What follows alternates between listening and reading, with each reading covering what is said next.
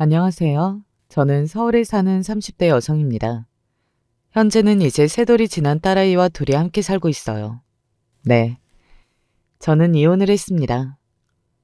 보통 주변에 이런 이야기를 하면 엄마 혼자 아이를 키우느라 정말 힘들겠다고들 해요. 하지만 저는 그것에는 조금 자유로운 편이기는 합니다. 다행히도 저희 친정이 조금 사는 편이거든요. 뭐 굉장히 부자다 이런 건 아니지만 그래도 여유로운 편이기는 합니다. 제가 걱정하지 않고 딸아이를 혼자 키울 수 있을 정도는 돼요. 어릴 때는 부모님의 도움을 그다지 받지 않고 그리고 그렇지 않아도 잘 살 수 있다고 생각했는데 제가 어려운 상황이 되니 비빌 언덕이 있다는 것이 얼마나 감사한 일인지 그리고 제가 얼마나 복이 많은 사람인지 알게 되더라고요. 언제나 감사하게 생각하고 있습니다. 오늘 사연은 제가 이혼을 하게 된 어떤 사건과 그 사건 이후에 일어난 일들에 대해서 여러분께 알려드리고 싶어서 이렇게 이야기를 시작하게 되었어요. 뭐 억울함을 풀겠다, 속이 시원해지고 싶다, 이런 이유는 아닙니다. 그냥 저 혼자 알고 있기 너무나 아까운 이야기라 많은 분께 들려드리고 싶거든요. 대체 어떤 이야기길래 혼자 알고 있기 아까울 정도의 이야기인가 싶으실 겁니다.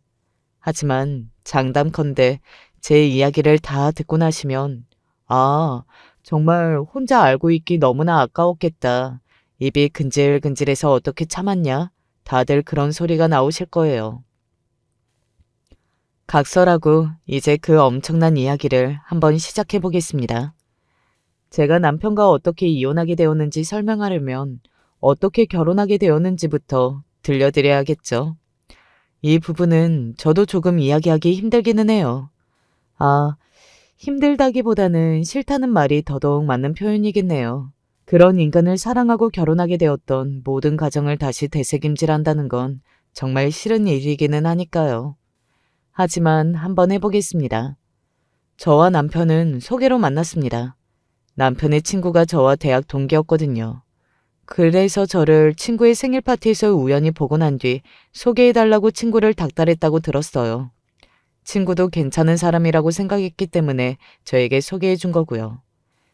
이제 와서 친구를 탓하거나 친구에게 사과를 듣고 싶다거나 그렇지는 않습니다.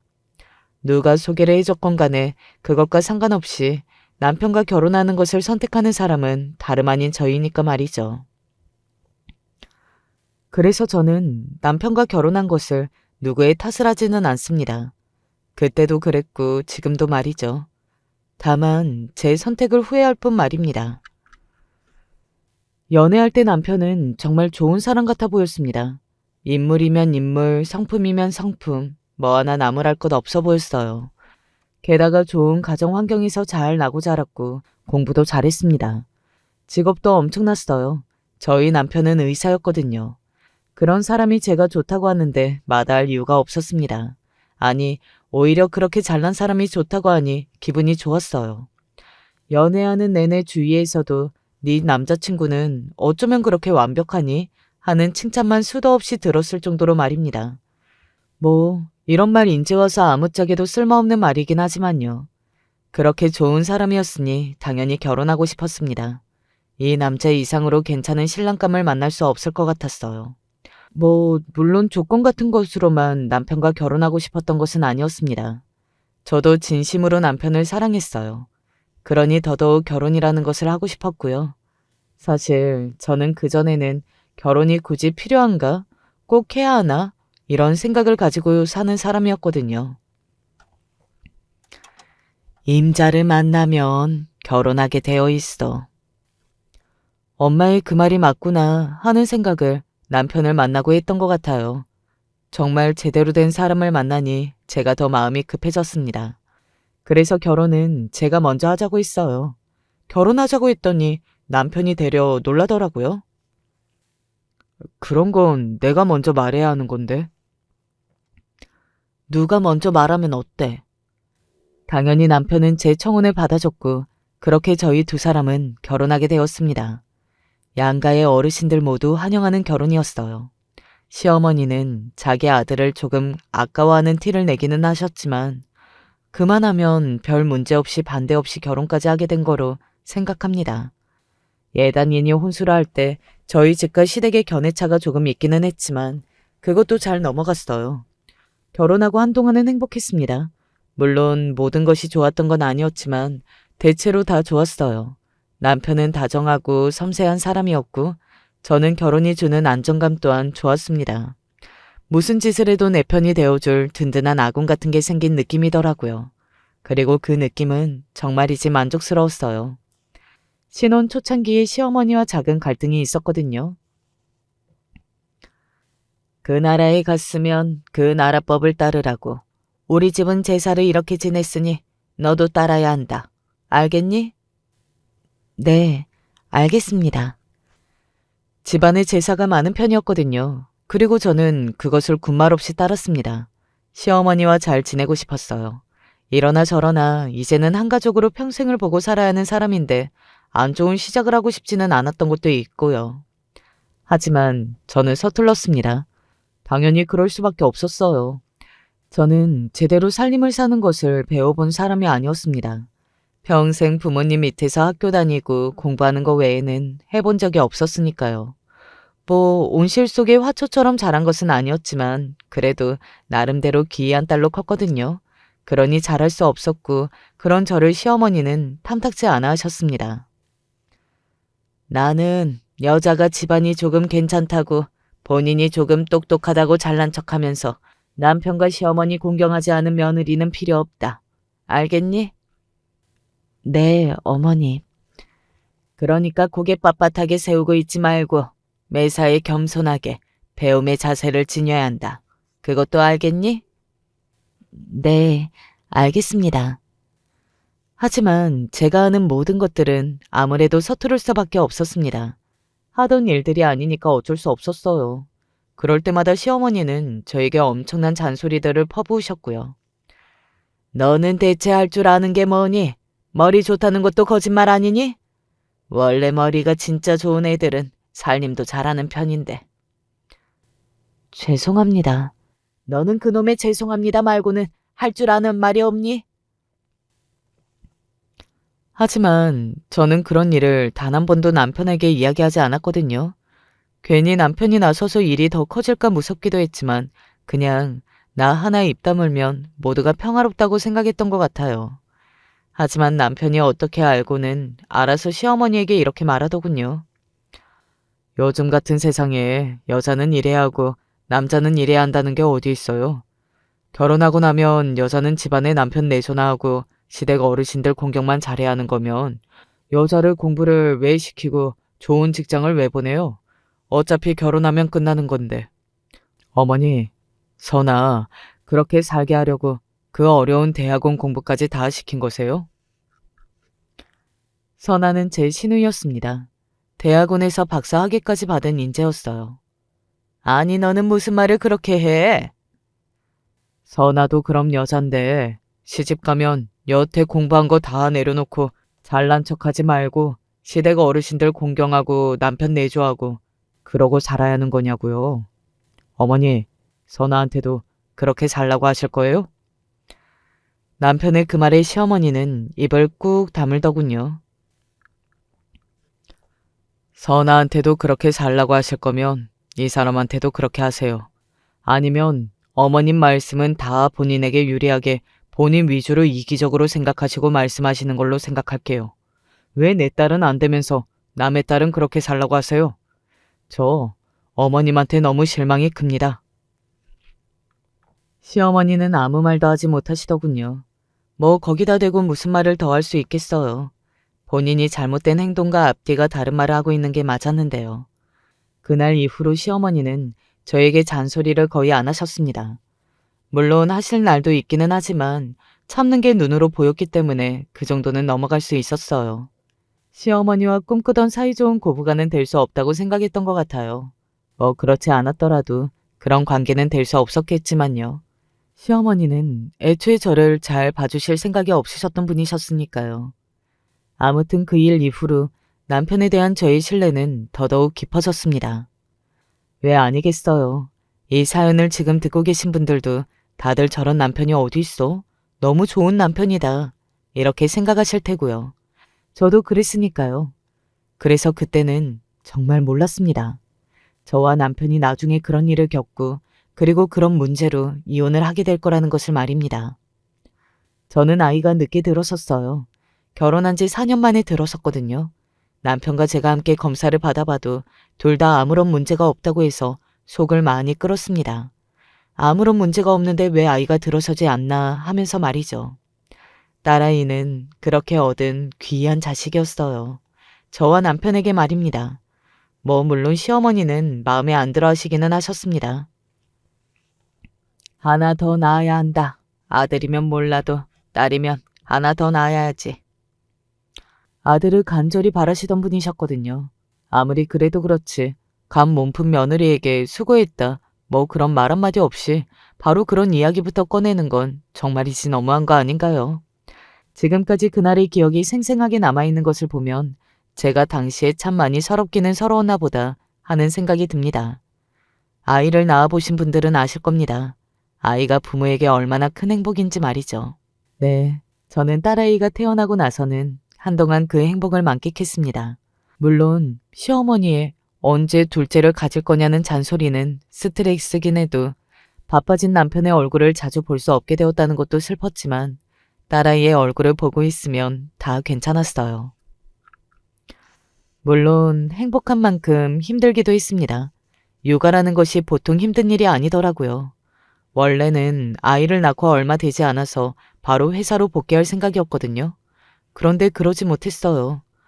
그간의 경력이나 그런 것들이 아깝지 않은 것은 아니었지만 당시에 저에게 가장 중요한 건 다른 것도 아닌 제 딸이었으니 그런 선택을 내릴 수밖에 없었습니다. 저희 딸아이가 갓난아이 시절에 몸이 굉장히 좋지 않았었거든요.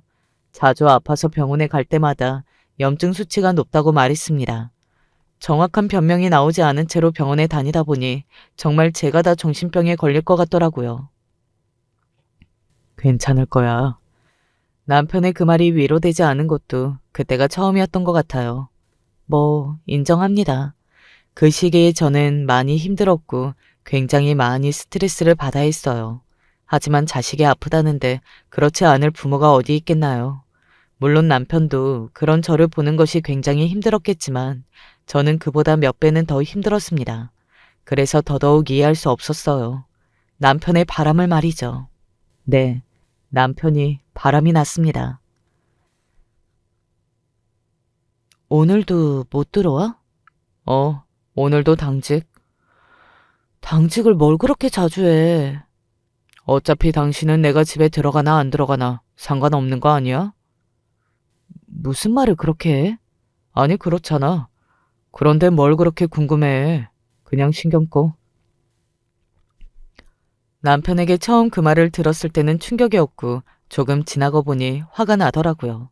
나도 힘든데 그러면 나보고 어쩌라는 건가 싶고 말이죠. 하지만 조금 더 지나고 보니 미안한 마음이 들더라고요. 지금 와서 돌이켜 생각해보면 저도 정말 지질의 호구였구나 싶어요. 그게 대체 미안할 게 뭐란 말입니까?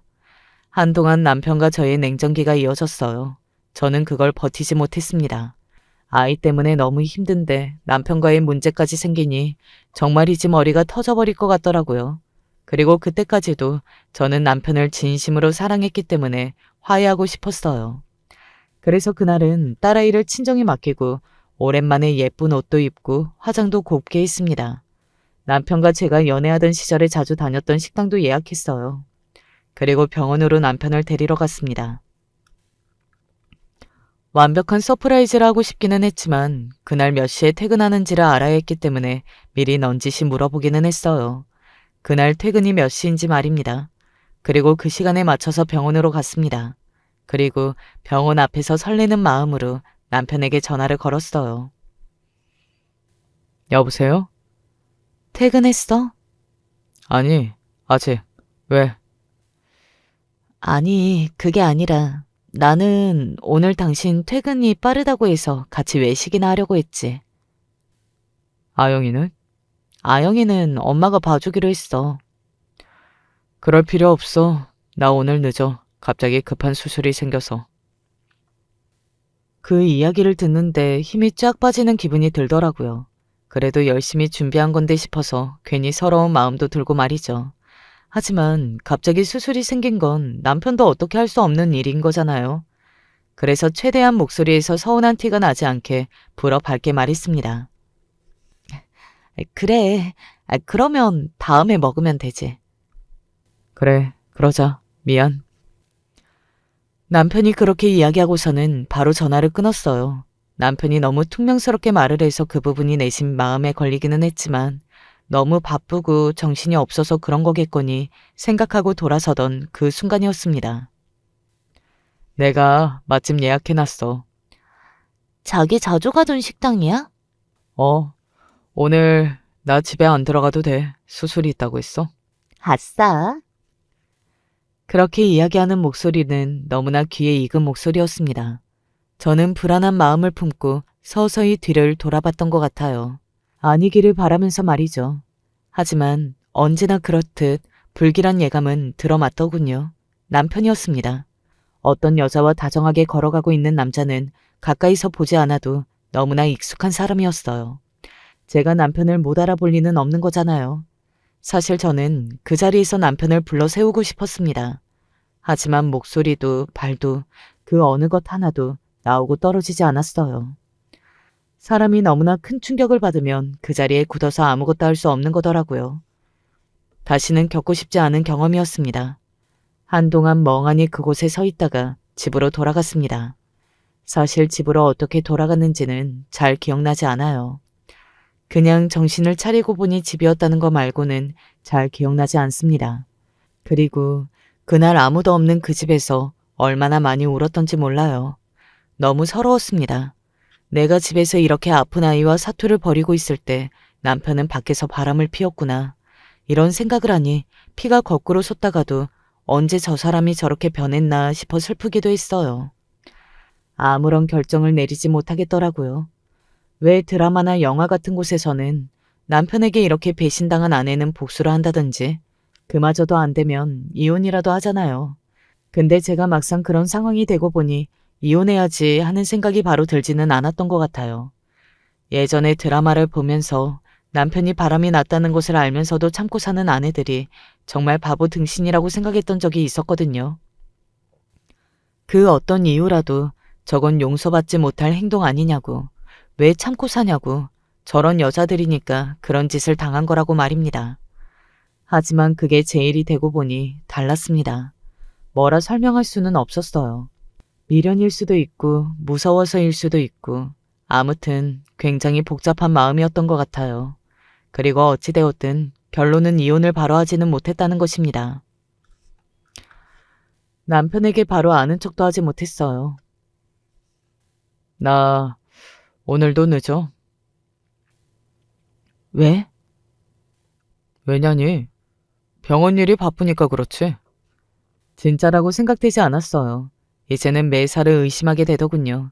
전화를 받을 때도 그 여자가 아닌지, 그리고 어디 외출한다고 할 때도 그 여자를 만나러 가는 건 아닌지, 병원에 급한 일이 생겼다고 전화가 와도 사실 그 여자의 전화를 받고 연기를 하는 게 아닌지 싶고 말입니다. 제 스스로가 미쳐가고 있었던 것 같아요. 한 가지 확실하게 이야기할 수 있는 것은 그런 상황에서 아무것도 하지 않고 그렇게 지나가면 병드는 건 참고 있는 자신이라는 것입니다. 없던 일인 척한다고 해서 그게 없는 일이 되는 건 아니잖아요. 끊임없이 생각하고 의심하는 동안 저 자신은 계속해서 골마가고 있는 거였어요. 그러는 사이에 남편은 점점 더 대담해졌습니다. 아무 연락 없이 집에 안 들어오기도 했고 제 앞에서 그 여자의 전화를 받기도 했어요.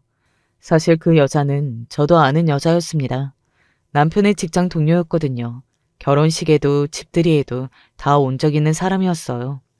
언제부터였을지 감도 잡히지 않더군요. 그냥 매일매일이 고통이었어요. 하루빨리 이 지옥에서 벗어나야겠다 생각하면서도 입이 떼어지지 않았어요. 아픈 아이를 보면서 눈물을 흘리는 것 말고는 정말 바보같이 아무것도 하지 못한 채 얼마간을 보냈네요. 아이가 조금 괜찮아지고 저도 그것에 대해서는 마음의 여유가 조금 생겼던 어느 날이었습니다. 남편이 저에게 이런 말을 하더군요. 당신은 정말 둔한 것 같아. 눈치도 없고. 갑자기 그런 말을 왜 하는 거야?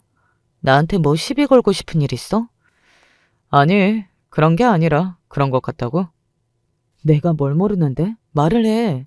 그렇게 찌질하게 빙빙 돌리지 말고. 그때는 정말 욱했던 것 같아요. 그렇게 대놓고 바람을 피우는데 아무것도 모르고 있는 것 같은 제가 얼마나 바보 같고 우스워 보였겠어요. 그러니 제 앞에서 그런 말도 했던 거겠죠. 지금 생각해도 그때 그 말을 한 남편의 입을 한 대 쥐어받지 못한 게 정말 후회가 되네요. 찌질? 찌질. 왜? 너 바람 피우는 거 내가 모르는 것 같아서 내가 등신 같니?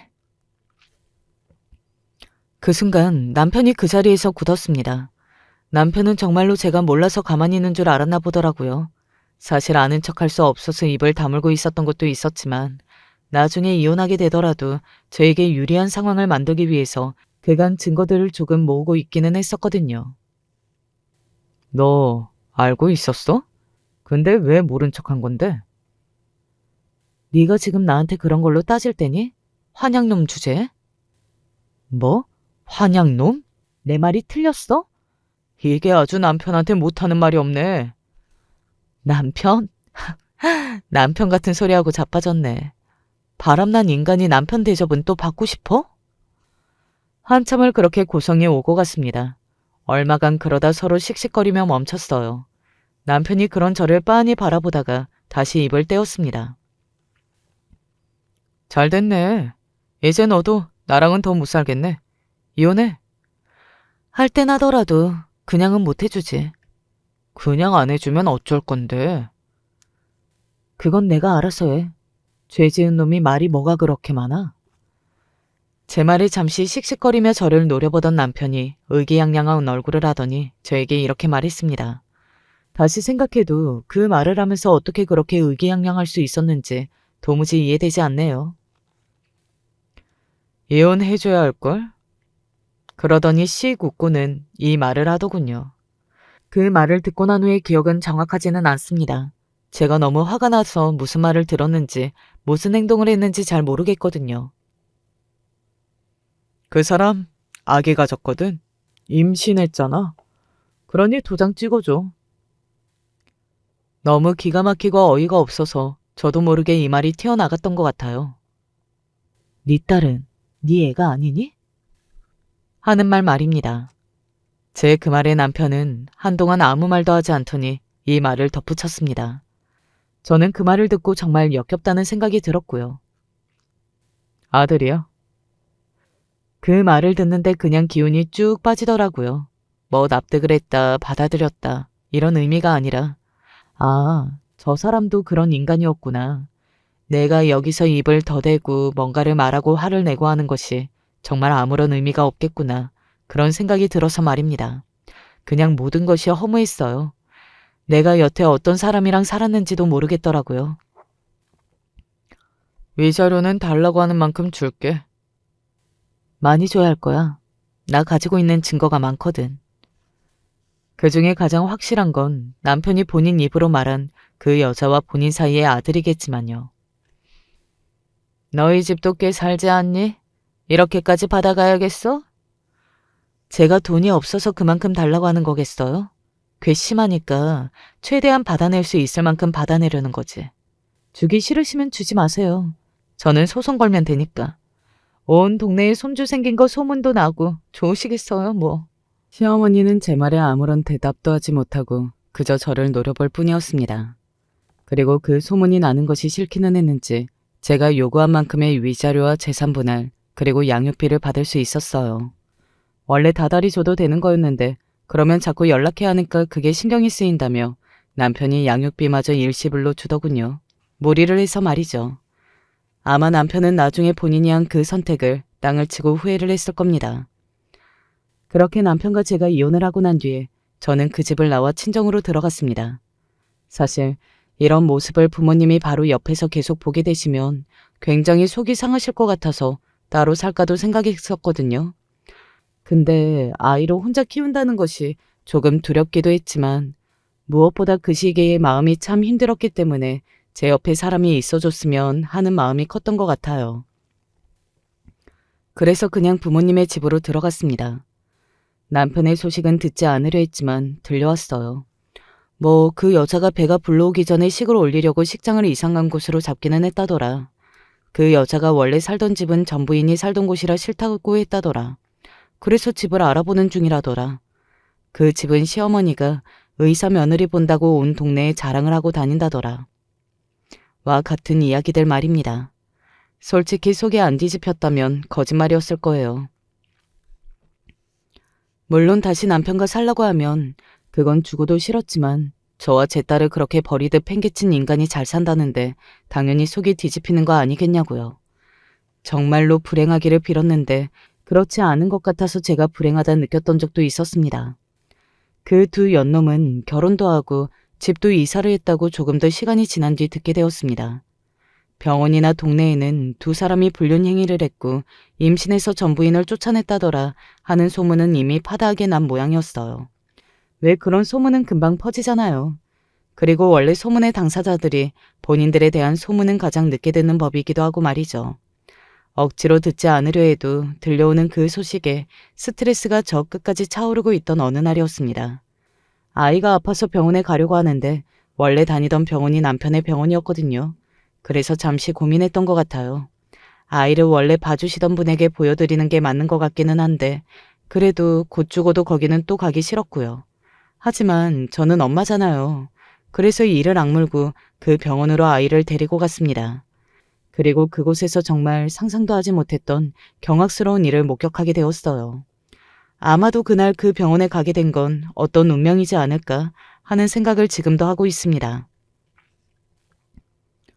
검사 몇 가지를 받아봐야 해서 어머님은 잠시 나가서 기다리셔도 될 것 같아요. 시간이 조금 길어질 것 같으니 나가서 커피라도 한 잔 마시고 오라는 권유에 나와서 걷고 있던 참이었어요. 수술실 쪽을 지나가는데 낯익은 얼굴들이 보이는 겁니다. 아직 안 나왔어? 난산일 수도 있다고 했잖아요. 오늘 수술 집도하시는 선생님이 이 병원에서 제일 잘하시는 분이니까 걱정하지 마세요. 애가 걱정되니 그러지. 나오는 동안에도 스트레스 다 받는다는데. 그날이 그 상간녀가 아이를 낳는 날이었나 보더라고요. 하늘도 참 무심하시지. 하필 내 딸이 아파서 병원에 온 날 이런 장면을 목격하게 만들다니. 뭐 그런 생각이 들어서 이 운명이 참 원망스럽다는 생각이 들었던 것 같아요. 그들에게 들키지 않으려 재빨리 몸을 돌리고 커피숍 쪽으로 가려던 때였습니다. 수술실 문이 열리는 것 같더니 누군가가 나오더라고요.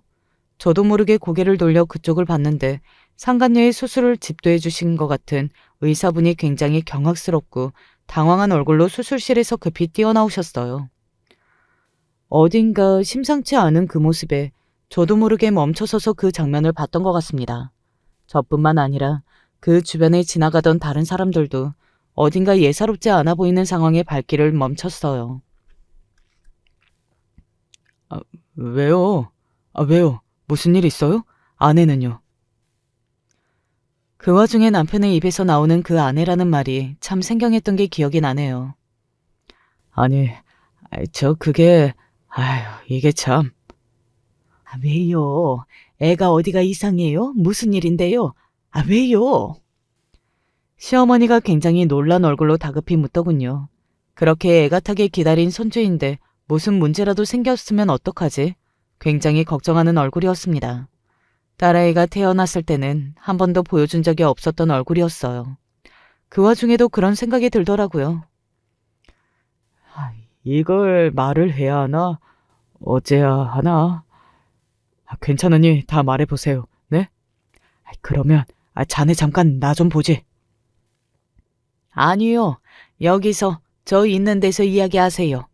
내 며느리 내 손주 일인데 나도 들어야겠으니까. 네. 다 있는 곳에서 이야기하셔도 돼요. 남편과 시어머니의 그 말에 의사 선생님은 잠시 고민을 하시더라고요. 그러더니 굉장히 난처한 얼굴로 남편을 향해 말했습니다. 수술은 잘 끝났어. 산모와 아이 모두 건강하네. 아이도 3.5kg이고. 그런데 왜요? 혹시 알고 있었나? 합의가 되고 결혼한 거야? 그러니까 대체 뭘 말씀이세요? 아이가 혼혈이야. 네? 그 순간 모두가 입을 다물었습니다. 그곳에 사람이 꽤 있는 편이었는데도 쥐죽은 듯 조용해졌어요. 그럴 수밖에 없는 상황이기는 했어요. 저도 너무 놀라서 딸꾹질이 나왔으니까요. 아니 이게 무슨... 아니 잘못 보신 거 아니에요? 그 사람이나 저나 피부도 하얗고 또 그 사람 눈동자나 피부색도 흰 편이잖아요. 제가 쌍꺼풀도 두껍고. 얘가 얼마나 예쁘면 혼혈인 줄 아나. 왜 그렇게 말해도 지워지지 않은 어떤 불길한 예감 같은 게 있는 거잖아요. 그때 그 상황이 그랬던 것 같아요. 말은 그렇게 하면서도 다들 어딘가 불길함을 느끼고 있는 상황 말이죠. 남편과 시어머니의 얼굴에서 그런 감정을 읽을 수 있었습니다. 그럴 수가 없네. 왜요? 흑인 혼혈이야. 그 순간 누군가가 그곳에 찬물을 뿌린 듯 모두가 조용해졌습니다. 숨소리조차 나지 않을 정도로 말이죠. 뭐라고요? 아이가 흑인 혼혈이라고?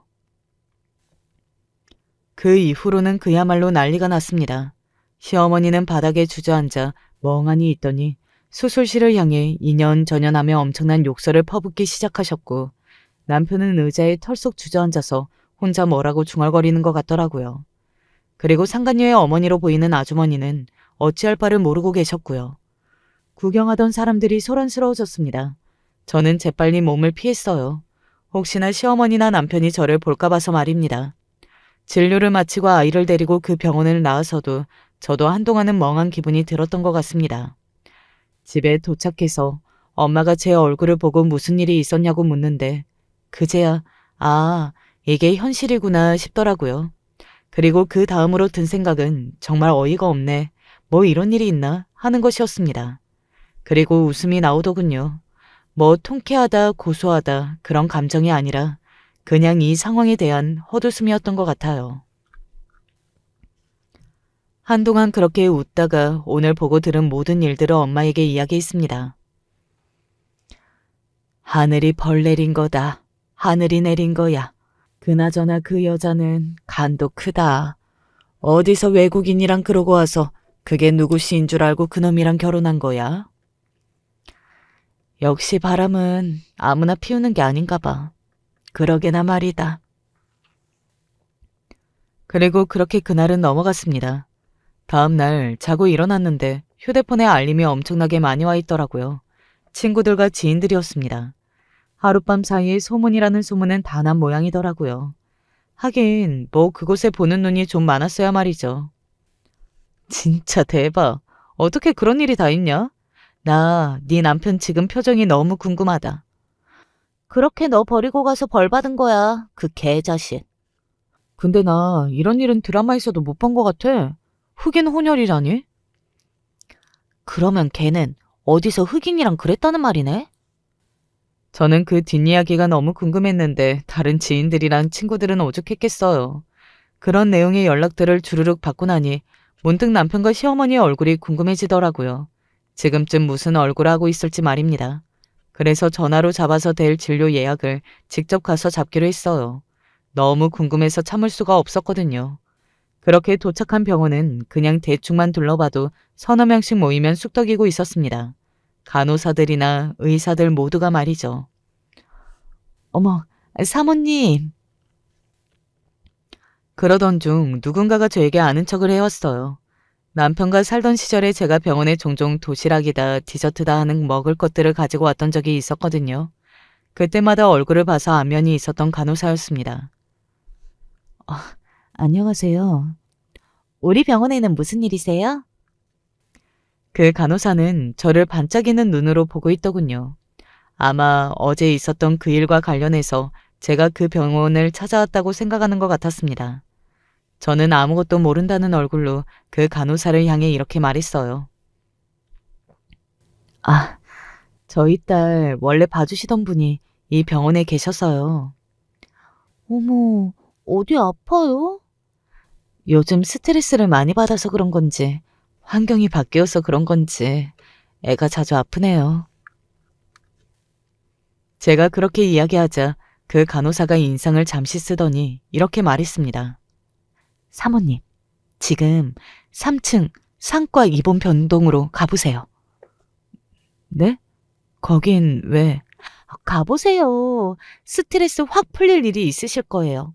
매번 맛있는 거 사다 주신 보답이니까 꼭 가보세요. 꼭! 그 간호사는 그렇게 말하고서는 할 일이 있다고 가더군요. 저는 무슨 일인지는 알지만 그 일을 보러 온 거였으니까 간호사가 알려준 곳을 향해 갔습니다. 그리고 3층에 도착하자마자 굳이 찾지 않아도 그들이 있는 곳이 어딘지 알 수 있었어요. 사람들이 구경하듯 어느 한쪽에 다 모여 있었거든요. 내가 니년을 죽이고 나도 오늘 죽는다, 어? 그러시든가요. 뭐? 인연이 정말 돌았나? 교양 없이 2년 전년. 진짜 저도 그쪽이 그런 사람인 줄 알았으면 시집 안 갔다니까요. 진짜 격 떨어지게. 뭐? 교양이 없어? 격이 떨어져? 그래, 말 한번 잘했다. 너는 얼마나 교양 있고 품위가 있어서 흑인이랑 그 짓거리를 하고 그 애를 베고서는 우리 아들이랑 결혼을 한 거냐? 어? 그건 퍽이나 격이 있어? 내가 걔 애인 줄 알고 그랬어요? 그리고 아들 가졌다고 하니까 좋아서 며느리 쫓아내고 하루라도 빨리 결혼해야 한다면서 연병 떤 건 그쪽이지. 뭐? 연병? 그래, 연병. 내 말이 틀려?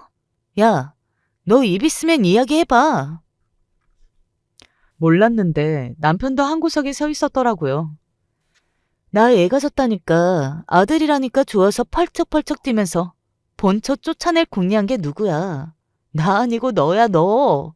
네가 한 거잖아. 내가 그렇게 했어도 결국은 따라온 건 너야. 그니까 내가 못된 년이고 미친 년인 거 나도 인정한다니까? 그런데 너랑 네 엄마가 피해자인 척하는 꼴을 못 보겠어서 그런다. 너랑 네 엄마도 천하의 못돼 먹은 인간들이야. 자기 사람들한테 물어봐라. 네 엄마랑 네가 불륜하던 여자 임신했다는 말 한마디에 본처랑 며느리 어떻게 쫓아냈는지. 그거 듣고도 니들 편들어주는 사람이 있는지. 뭐 그 말을 다 듣고는 어떤 면에서는 상간녀는 그래도 남편이나 시어머니보다는 낫다는 생각을 잠시 했던 것 같기는 하네요.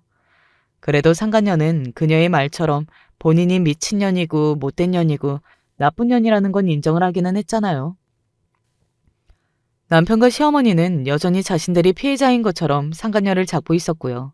사실 저한테 제일 나쁜 사람들은 남편과 시어머니였으니까요. 그래서 우리는 걔한테 돈도 제대로 다 줬어. 그게 곧 사과야. 그니까 너도 우리한테 위자료 줘야지.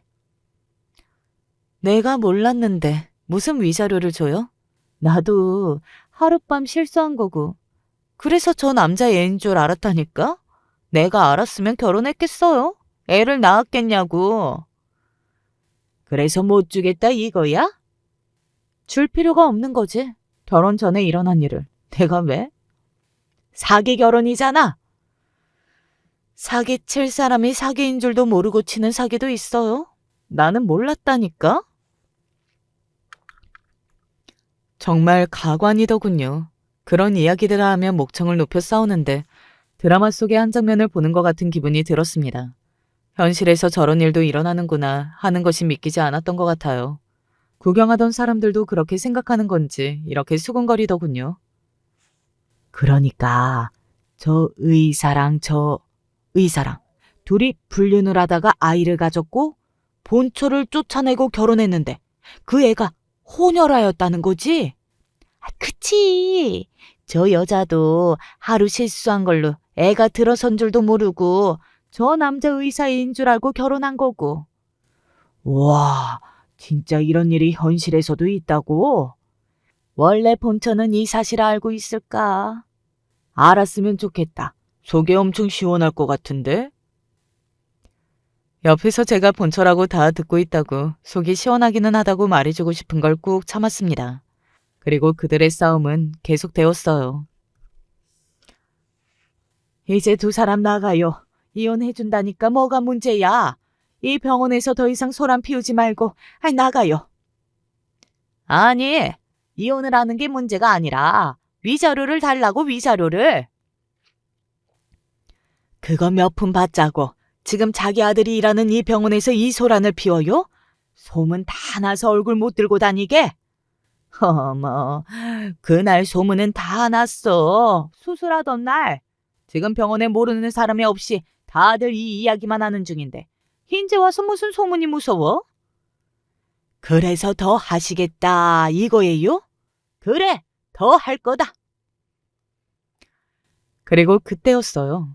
남편에게 누군가가 전화를 해온 모양이었습니다.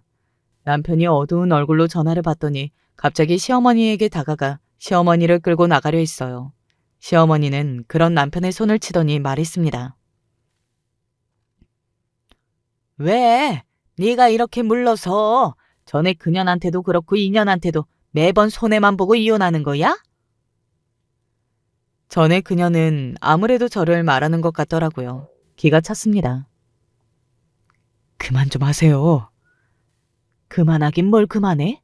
여기서 끝장을 볼 거다. 저 병원 잘리는 거 보고 싶으세요?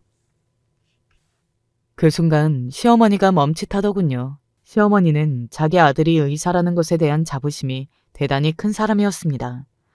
저와 이야기할 때도 매번 우리 의사 아들이라는 말을 늘 입에 달고 사셨으니까요. 그런 아들이 병원을 잘릴 수도 있다는데 놀랄 수밖에요. 뭐? 소란 더 피우면 징계위 연다고 하니까 제발 그만 좀 하세요. 병원이 뭐 여기밖에 없어? 시어머니는 말은 그렇게 했지만 이미 잔뜩 겁을 먹은 게 눈으로 보였습니다. 그런 시어머니를 향해 남편이 말했어요. 이미 이 바닥에 소문이 파다한데 누가 저를 써주냐고요. 그니까 제발 그만하시고 입 좀 다무시고 나오세요. 네? 아들 백수 되는 꼴 보고 싶지 않으시면. 그제야 시어머니는 입을 다물었습니다. 그리고 그런 시어머니를 상간녀의 어머니라는 사람이 한심한 듯 바라보다가 이렇게 말하더군요. 그것도 생각을 못 하셨어요? 라고 말이죠. 시어머니는 뭐라 말하고 싶어하는 기색이 역력했지만 더 이상 말을 하지는 못했습니다. 자신의 자랑이던 그 의사라는 타이틀을 가진 아들이 의사라는 타이틀을 잃을 수도 있다는데 뭐 어쩌겠어요. 그러고는 남편의 손에 이끌려 시어머니는 병실 밖으로 나왔습니다. 그러던 중 저와 눈이 마주쳤어요. 사실 일부러 서 있던 거기도 했습니다. 제가 이 모든 사실을 알고 있다는 것을 시어머니와 남편에게 알려주고 싶었거든요. 네가 여긴 어떻게? 여보. 하도 소문이 파다해서 구경하러 와봤어요. 그리고 내가 왜 네 여보야? 주위의 모든 사람이 술렁했습니다. 조금 전까지 이 장면을 전부인이 봐야 하는데 라고 이야기했던 환자와 보호자들도 말이죠. 그 사람들 입장에서는 얼마나 재미있는 장면이었겠어요. 아마 두고두고 떠들 만한 일이었을 겁니다. 뭐? 구경? 네, 구경이요. 참으려고 해봤는데 도저히 궁금해서 못 참겠더라고요. 근데 소문이 다 진짜네요? 소문? 네, 소문이요. 저 사람 친구의 지인들의 그냥 스쳐 지나간 사람들까지 이제는 다 알걸요? 모르는 사람이 없던데. 제 그 말에 시어머니의 안색이 새하얗게 질려가는 것을 봤습니다. 그 장면은 조금 통쾌하기는 하더라고요. 어머니, 일단 나가요. 당신은 나중에 이야기해. 내가 너랑 할 이야기가 뭐가 있어. 그냥 너 망하는 거 구경하러 온 거야. 그 이상도 이하도 아니니까 연락하지 마. 나는 너랑 네 엄마 이 꼴난 거 구경한 것으로 속이 뻥 하고 다 뚫렸으니까. 그렇게 이야기하고서는 가만히 서 있는 남편을 향해 웃으며 말했습니다. 고맙다. 알아서 이렇게 망해줘서. 라고 말이죠. 돌아서서 그곳을 빠져나오는 제 뒤로 시어머니의 고함이 들렸지만 무슨 말인지 잘 기억나지는 않아요. 그때 제 기분이 그런 말을 귀담아 듣기에는 너무 좋았거든요. 아마 제 인생에서 나중에도 손꼽을 만큼 기분 좋은 날이 되지 않을까 합니다. 며칠 뒤에 남편에게 전화가 왔지만 받지 않았어요. 그리고 만나자는 문자도 왔지만 답장도 하지 않았습니다. 그 뒤로 한 번 더 문자가 왔는데 대충 이런 내용이었어요. 얼굴 보고 이야기하고 싶은데 연락을 안 받으니까 이렇게 문자를 보낸다. 나 당신이랑 헤어진 거 후회하고 있어. 이런 일이 생겨서 후회하는 게 아니라 걔랑 결혼 준비할 때부터 후회했어. 당신 같은 사람은 없었는데 하고 말이야. 그리고 우리 딸도 너무 보고 싶고 나한테 한 번만 더 기회를 줘. 응? 그 문자를 보고 답장할 가치도 없어서 바로 지우고 번호를 차단했네요. 친구들과 지인들을 통해 저와 다시 한번 잘해보고 싶다는 이야기를 하고 다닌다는 말을 들었습니다. 다들 하나같이 참 염치도 없고 뻔뻔하다고 이야기하는 것을 모르지 않을 텐데도 그러고 다니는 것을 들으면서 아, 내가 저 사람을 정말 잘못 봤구나 하는 생각이 들더라고요.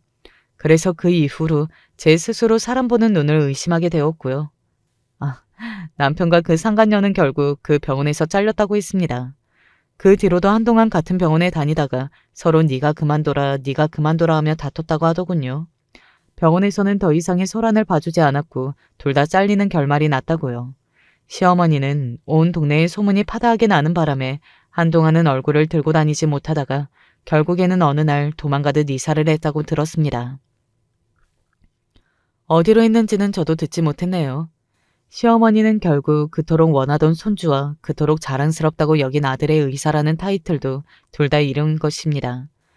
이렇게 소문이 파다하게 난 상태에서 남편이 제대로 된 병원에 취직될 리도 만무했고 결혼은 더더욱 할 수 없게 된 거니까요. 제 손으로 한 건 하나도 없지만 왜인지 모르게 복수를 했다고 생각도 드는 결말인 것 같아요. 그리고 이 복수의 완성은 아마도 제가 그 누구보다 행복하게 그리고 그 누구보다 바르게 잘 사는 것일 겁니다. 언제나 그들이 건너서라도 제 소식을 들으면 복장이 뒤집힐 만큼 말이죠. 그래서 저는 요즘 정말 열심히 살고 있어요. 취직을 다시 하기 위해서 공부도 시작했고 운동도 하고 취미생활도 하면서 말이죠. 엄마와 아빠는 그런 제 모습을 보시고 요즘은 마음을 놓으신 것 같습니다. 그동안은 제 걱정을 많이 하고 계신다는 걸 알고 있었거든요. 그 부분이 늘 죄송했는데 다행이죠. 뭐. 남편과 시어머니를 보면서 업보라는 게 어쩌면 정말로 있을 수 있겠다고 생각했던 것 같아요. 그게 업보가 아니면 뭐겠어요. 그러니 정말 착하게 살아야 하는 것 같습니다. 제 이야기는 여기까지입니다. 어떻게 들으셨을지 모르겠네요. 저는 하면서 참 재미있었거든요. 그러니 아마 여러분들도 재미있게 들어주셨을 걸로 생각합니다. 마지막까지 제 이야기 들어주시고 공감해 주셔서 감사합니다. 저는 이제 그만 마지막 인사를 할게요. 늘 건강하시고 좋은 일만 있으시기를 바랍니다. 부모가 되어보지 않으면 내 부모를 이해하지 못한다는 말이 있는데, 그걸 자식을 키우면서 참 많이 느끼게 되는 것 같아요. 왜 자식일 때에는 부모의 마음을 헤아리지 못하게 되는 걸까요? 아마도 서로를 향한 마음의 무게가 같으면 너무 슬프고 애틋할까봐 그런 걸까요? 전 딸이면서도 딸을 둔 엄마로서 이렇게 사연을 보내게 되었습니다. 한창 코로나 때문에 아이들 학교 보내는 것도 조심스러웠던 때, 저뿐 아니라 모든 분들이 제각기 삶의 터전에서 제대로 역풍을 맞으시고 고생하셨을 거예요. 아이들이 맘껏 뛰놀 수 없다는 것에 대해서도 참으로 마음이 아팠는데요. 그러던 차에 딸아이인 그 전에 계획되었던 수학여행을 가게 되었어요. 수학여행 공고문을 보고 있자니 참으로 생각이 많아지더군요. 제가 갔었을 90년대 말과 달리 딸이 살아가는 시대란 꽤나 차이가 있었어요. 당연한 것이겠지만 제가 이렇게 단순하게 수학여행이라는 것에 깊이 빠져 헤어나오지 못하는 이유가 있습니다. 여기에 저 역시 저를 딸로 두었던 엄마와의 사연이 있기 때문인데요.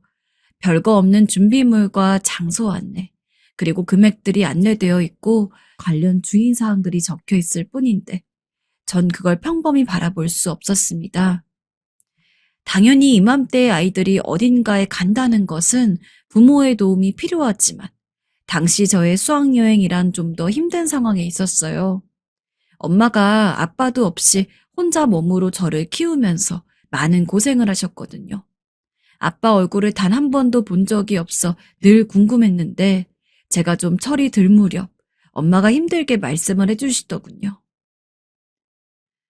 수정아, 아빠가 수정이 아주 어릴 때 아파서 어디론가 갔어.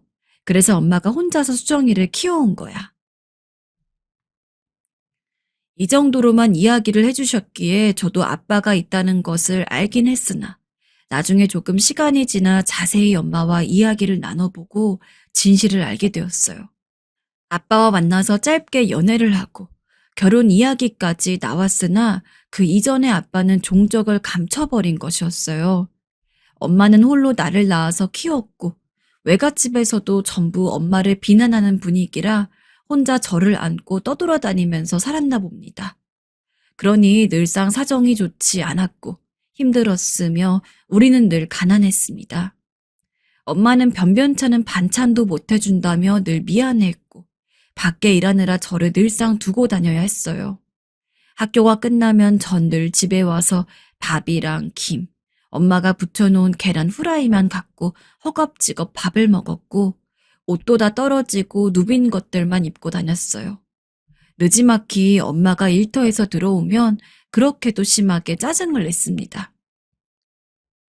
오늘 비가 많이 왔는데 나만 우산이 없고 엄마가 안 왔어. 엄마 진짜 너무한 거 아니야? 그러면 엄마도 일순간 당황했다가 그저 연신 저에게 사과를 하는 것이었어요. 미안해, 수정아. 엄마 오늘 시장 일이 늦게 끝나서. 비 많이 맞았니? 그러면 저는 여지없이 소리를 지르곤 했어요.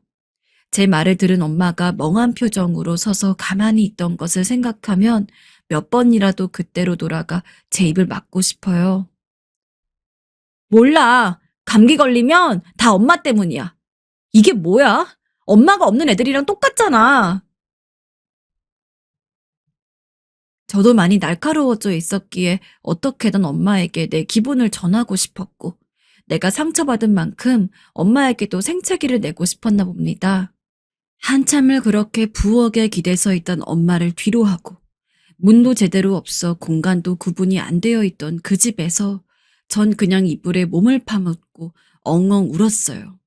우리 집의 가난이 너무 싫었고 집에 돌아오면 늘 불빛 하나 안 들어오고 어둠으로 가득한 이곳이 너무나 혐오스럽게 싫었어요.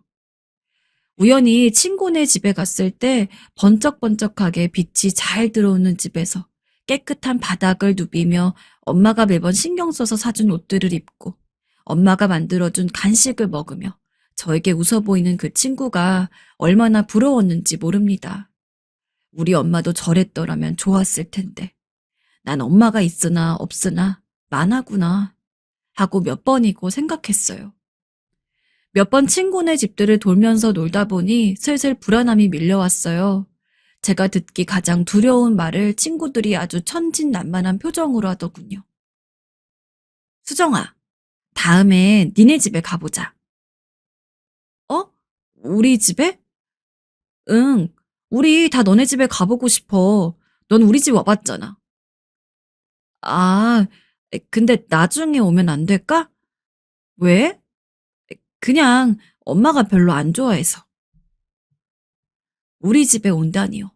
그렇게 축축하고 볕이 안 드는 사방이 꽉 막힌 어두운 집에 화장실 물도 잘 안 내려가고 엄마와 나는 가끔 지하철 화장실로 뛰어가서 쓰고 와야 하는 이런 집에 말입니다. 입구에서부터 이미 퀴퀴한 곰팡내가 나고 바닥도 미끌미끌하고 갑갑하게 느껴진 우리 집에 친구들을 들일 수 없었어요. 그러면서 마음속 안에는 모든 것을 엄마를 향해 화살을 돌리는 식으로 환경이 형성되어져 갔어요. 이윽고 사춘기 시기가 되니 엄마 얼굴만 봐도 짜증이 났어요. 중학교 때도 말도 못 붙일 정도로 예민해져 있었고 고등학교 무렵쯤에는 반드시 이런 생활에서 탈출하고 말겠다는 생각이 들었어요. 엄마는 그런 저에게 무리하게 다가오지 않았고 언제나처럼 아침을 차려두고 일터로 나가곤 했습니다. 예전에 살았던 집보다는 아주 조금 환경이 나아진 집으로 이사 왔으나 그럼에도 매번 엄마는 돈이 없다는 소리를 입에 달고 사셨어요. 어떤 달은 전기가 끊겨서 밤새 추운 집에서 이불을 몇 겹이나 깔고 자기도 했고 아침에 엄마가 일어나서 끓여주는 물을 대야에 부어서 머리를 감고 옷도 일일이 손빨래해서 입기도 했어요. 당시 제가 그림을 조금 그릴 줄 알아서 미술학원도 다녀보고 싶었지만 엄마의 말에 다시 한번 귀가 꺾이더군요. 안 그래도 어제 선생님한테 전화가 왔더구나. 근데 수정아, 너도 형편 알잖니? 엄마가 미안해. 뭐라고? 또 돈 때문이야? 그놈의 돈? 진짜 지겹다. 늘 뻔하게 돌아가는 패턴이었고, 저도 예상은 하고 있었으나 얼마나 이 상황이 새삼 비참하게 느껴졌는지 몰라요. 그때는 정말 너무 화가 치밀어서 저도 모르게 엄마한테 왕막거리며 고성을 질렀습니다. 예전엔 엄마가 듣고 그냥 넘어가는 것 같았지만 이날의 말은 제가 생각해도 선을 넘었고 늘 듣기만 하던 엄마는 결국 터지고 말았어요. 엄마, 대체 이게 뭐야? 집이 가난하면 난 아무것도 하면 안 되는 거야? 이런 거지 같은 날들이 너무 싫어 나는. 이럴 거면 대체 나를 왜 낳았어?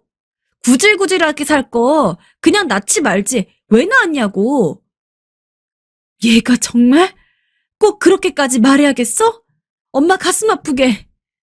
엄마의 말에 순식간에 모든 게 서럽고 서글퍼지더군요. 그대로 주저앉아서 울며 옷도 집어던지고 엄마한테 소리를 질렀어요.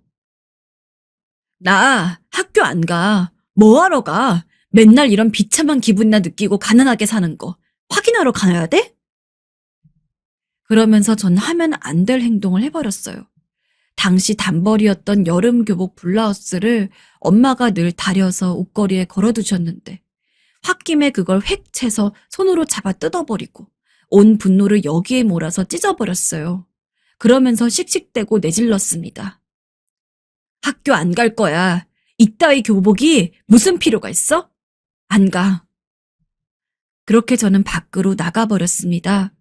울면서 길을 걷다 보니 뭘 해봤자 난 결국 집으로 돌아갈 수밖에 없단 사실이 더 비참하게 느껴졌고 뭘 해도 이런 상황에서 나올 수 없다는 게 참 지지부진하게 느껴지더군요. 좀 걷다 보니 분노도 가라앉았고 그렇게 대강 투스르고 집으로 들어왔어요. 와보니 이미 엄마는 일하러 나간 상태였고 끊긴 전기 때문에 방은 여지없이 차가웠으나 엄만 평소처럼 이불을 몇 겹씩 깔아서 제가 누울 자리를 만들어 두었더군요. 기운이 훅 빠지면서 멍해지던 차에 옆에 있던 나무상을 슬쩍 쳐다보니 제가 먹을 밥도 그대로 차려주셨어요. 평소에는 네가 알아서 먹으라며 나가시더니 이날은 웬일로 계란 후라이 말고 소세지도 부쳐놓고 솜씨 없는 엄마가 어찌저찌 미역국도 끓이셨더군요. 그런데 거기서 옆에 놓여있던 하얀 종이를 보고 전 꾸역꾸역 흐느끼고 말았습니다.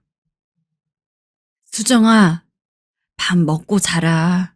아무리 힘들어도 엄마는 길이 있다고 믿는단다. 그렇게 지금까지 살았어. 우리 힘내보자. 엄마가 미안해. 그리고 면목이 없어 옆을 돌아보니 낮에 그렇게 찢어버리고 나간 블라우스를 엄마가 어디서 다시 사오셨는지 새로 다려서 걸어두셨더군요. 돈이 없다는 엄마에게 얼마나 부담을 준 건지 그냥 봐도 알 것 같아서 한동안 할 말이 없었어요. 그 뒤로도 저는 딱히 엄마와 대화하지 않았고 평범하게 일상을 보내며 지냈습니다. 그러던 중 친구들 사이에서 그렇게 화제가 되고 기대가 되었던 이벤트가 열리게 되었어요. 바로 수학여행이었고 3박 4일 제주도로 가게 되는 일정이었습니다. 제주도는커녕 지금 살고 있는 동네 변두리도 나가보지 못한 저는 친구들과 어딘가를 간다는 것이 무척 설레었고 이것만은 꼭 가고 싶다는 생각이 들었어요.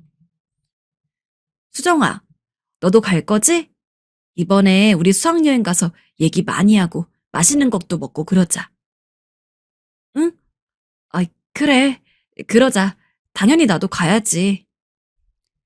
하지만 내뱉은 말과 달리 금액이 생각보다 너무 커서 금방 또 기가 꺾였어요. 엄마와 한번 그런 일을 치른 이후 잘 신경은 못 썼지만 엄마가 집에 있는 날들이 좀 생겼고 병원 약 같은 게 자꾸 올려져 있는 것이 몸이 안 좋은 것 같더라고요. 그렇게 바쁘게 일하면서 돈을 벌 때에도 가난했는데 일을 조금 쉬게 된 입장에서 지금은 금액이 잘 기억이 안 나지만 10만 원이 훌쩍 넘는 수학여행비를 과연 말해도 될지 걱정스러웠습니다. 일단 말이나 한 번은 해보려고 얘기를 꺼냈는데 엄마의 반응은 크게 다르지 않았어요. 무슨 수학여행비가 그렇게 비싸니? 세상에. 학교에서 그냥 보내주면 되지. 예상을 했음에도 불구하고 돈이 없다는 엄마의 이야기는 이제 정도껏 지겨운 수준이 아닌 제 이성을 잡아 뒤흔드는 소리로 여겨지게 되었어요. 얼마 전 그런 일을 겪고도 전 또 엄마에게 고성을 지르며 원망의 울음을 터뜨렸어요. 난 죽을 때까지 이렇게 거지같이 살아야 되는 거야? 엄마 나한테 미안하다며. 그럼 책임을 져.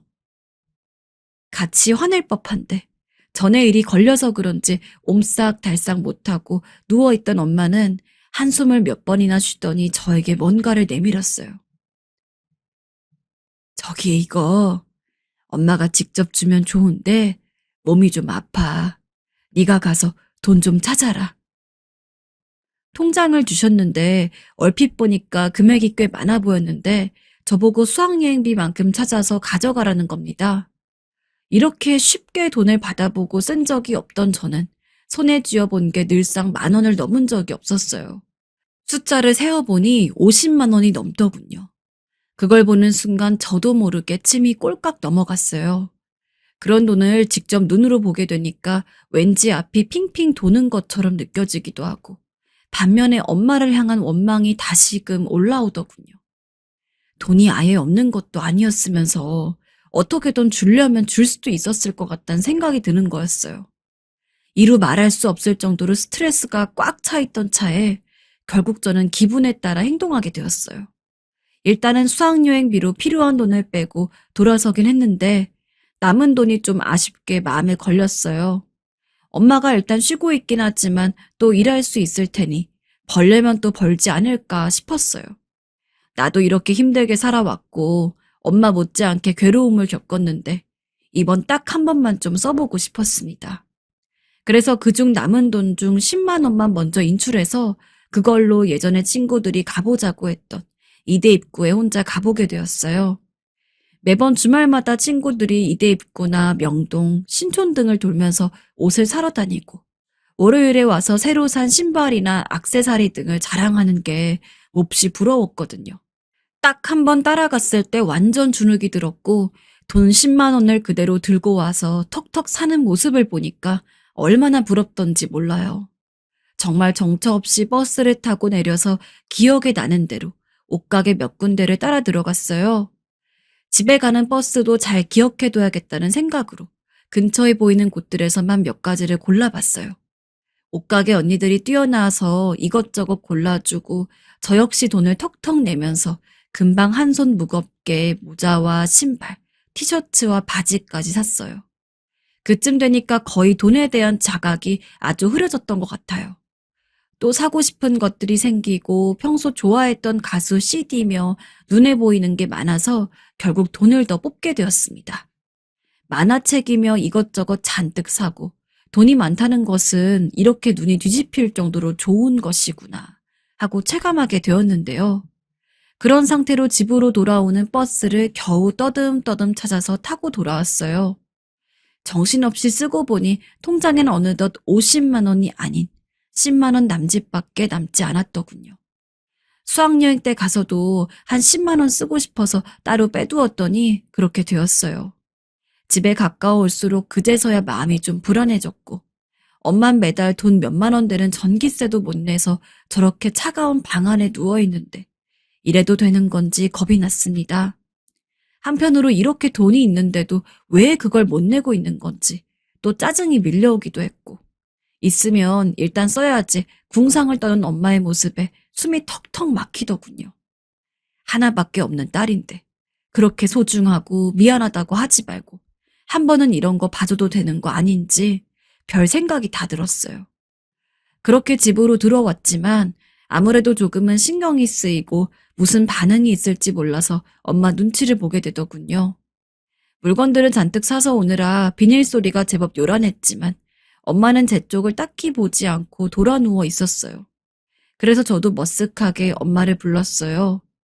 근데 피곤한지 반응이 좀 별로더라고요. 엄마, 나왔어. 저기 돈 찾았어. 잠깐 어디 들려오느라 늦었어. 엄마가 묻지도 않은 말을 저도 모르게 찔려서 하고 있는데 몸이 많이 안 좋은지 평소 같지 않게 대강 대답을 하더군요. 알았어. 통장 서랍에 넣어두고 쉬어라. 한숨을 폭 쉬긴 했지만 혹시라도 엄마가 남은 금액을 본다면 어떻게 하려나 여지껏 소리 지르고 화내는 걸 많이 본 적도 없었지만 그래도 걱정스럽긴 했어요. 불행인지 다행인지 엄마는 일단은 관심이 없어 보였고 그대로 누워있더군요. 며칠을 끙끙 앓는 엄마를 보니까 조금 신경이 쓰이긴 했지만 당장 이틀 후가 수학여행이었기에 전 저대로 다른 생각에 푹 빠져 있었습니다. 열심히 입을 옷들을 생각하고 새로 사온 가방에다가 옷을 넣고 준비를 하느라 무척 바빴고 이윽고 가는 날이 되어서 엄마에게 인사를 했습니다. 엄마, 나 갔다 온다. 금요일에 오는 거 알지? 응. 그래, 수정아. 잘 다녀와. 조심히 놀고. 응, 알았어. 나 다녀올게. 그럭저럭 대답을 했지만 여전히 누워서 어두운 방에서 얼굴도 잘 안 보이는데 힘없이 말하는 엄마를 보니 한편으로 이런 환경이 정말 넌더리 나게 싫어서 얼른 밖으로 나가고 싶었어요. 그렇게 저는 학교에 도착했고 버스를 타고 달려 공항에 도착했고 비행기를 난생 처음 타보면서 얼마나 많은 감정에 휩싸였는지 몰라요. 친구들은 어디서 옷들을 이렇게 새로 샀냐고 난리고 선생님들이 지나가다 가끔 찍어주시는 사진에 잘 나오려고 얼마나 들떠서 포즈를 취했는지 모릅니다. 매번 나에게 이런 날들만 있으면 좋겠다. 빨리 학교를 졸업하고 집을 탈출해서 나도 돈을 벌어야지. 돈 펑펑 쓰고 다녀야지. 생각했어요. 새로운 것들을 보고 반응하는 친구들을 보니 너무 재밌기도 하고 그간 풀 죽어 있고 어둡던 내 모습이 좀 달라 보인다는 말들에 무척 들떴어요. 중간에 다들 집에 전화를 하길래 저도 한번 걸어봤지만 엄마가 받지도 않기에 당분간은 집 생각을 안 하기로 했어요. 그렇게 신나게 수학여행을 끝내고 집으로 돌아오는 길부터 조금씩 찝찝하더군요. 왜냐면 아무리 그래도 엄마가 그 3일간 한 번도 통장을 열어서 확인을 안 해봤을 리가 없기 때문이에요. 맨날 돈돈돈거리는 엄마였으니 가자마자 불호령이 떨어지는 게 아닌가 싶어 무척이나 숨죽여 집에 들어가게 되었어요. 한낮이었는데도 여전히 집은 어두웠고 아무도 없는 것 같았어요. 일이라도 나갔나 싶어서 얼핏 이불이 있는 쪽을 보았는데 엄마가 여전히 몸을 돌린 채 누워있는 게 아니겠어요? 엄마, 있었어? 나 갔다 왔어. 엄마? 이렇게 말을 건넸는데 이 시간에도 자고 있는 건지 대답을 안 하더라고요. 생각할수록 참 기운이 빠지는 집이다 싶어서 저도 옆에 다시 앉았고 이런 분위기가 너무 싫어서 그냥 저도 벌러덩 누웠어요. 그리고 한참을 누워서 이런저런 생각을 하다가 아무리 그래도 내가 왔는데도 계속 누워있는 게 싫어서 엄마를 계속 불렀어요. 그런데 이상하게 가슴 언저리가 조금씩 불편해지고 엄마는 전혀 기척을 않는 상태가 몇 분가량 이어지게 되었어요. 엄마, 엄마, 엄마 뭐해? 이때부터 저는 이미 뭔가를 알게 되었던 것일까요? 입으로만 부르다가 엄마를 잡고 흔들기 시작했고 엄마는 완전히 힘이 없는 허연 얼굴로 제 옆으로 몸이 획 틀어졌습니다. 온몸에서 모든 불이 꺼지는 듯한 느낌이 스쳐가면서 설마 말도 안 된다고 진짜 이건 이럴 수가 없다는 생각을 했어요. 계속해서 반복하고 또 반복하며 엄마를 흔들고 불렀으나 이런 행위가 의미가 없다는 것을 조금씩 알게 되었습니다. 갑자기 왈칵하고 눈물이 나고 겁이 확 나면서 뒷걸음질치를 쳐가며 겨우 몸을 움직여 밖으로 나갔어요. 그리고 윗집 아주머니한테 뛰어 올라가 문을 거세게 두드렸어요. 아줌마! 아줌마! 아줌마 나와보세요! 아주머니는 놀란 눈으로 밖에 나오셨는데 제가 주저앉아서 울고 있으니 당황하실 뿐이었어요. 우리 엄마가 움직이질 않아요. 뭐라고? 아주머니는 왜 그러나는 듯 절 쳐다보시더니 뭔가 일반적인 상황이 아니라고 생각하셨는지 급히 따라 내려오셨어요. 저와 똑같이 엄마에게 해보시더니 결국 은연중에 제가 생각하고 있었던 도저히 인정할 수 없는 이야기를 하시더군요. 수정아, 엄마 어떡하니? 지금 안 거니? 아주머니도 당황스러우셨는지 온 얼굴을 가리고 어쩔 줄 몰라 하시더군요. 전 그대로 발에 돌이 묶여 물에 던져진 듯한 아찔함을 느끼게 되었고 그냥 멍청이 앉아있는 수밖에 없었습니다. 순식간에 엄마를 그렇게 보내야 하는 상황이 온 것이었습니다. 제가 죽어도 인정하고 싶지 않은 상황이요. 그런데 이렇게 갑자기 아무런 것도 없이 갈 수 있는 것인지 싶어 머리가 엉망이 되던 중에 이불 밑에 웬 종이가 구깃하게 들어있는 것이 보였어요. 조심스레 손을 떨며 펼쳐보니 역시 익숙한 엄마의 글씨로 적혀져 있는 편지더군요. 그리고 읽자마자 눈물이 세차게 흘러내렸습니다.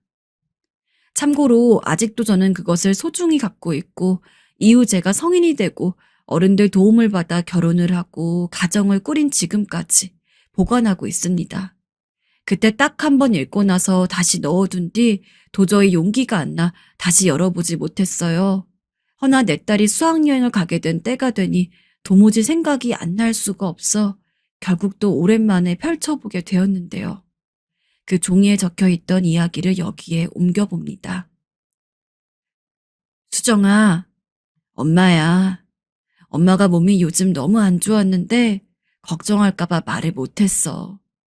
잠을 잘 못 자고 이래서 맨날 너무 피곤한데 병원 가니 하늘에서 엄마를 기다리고 있다네.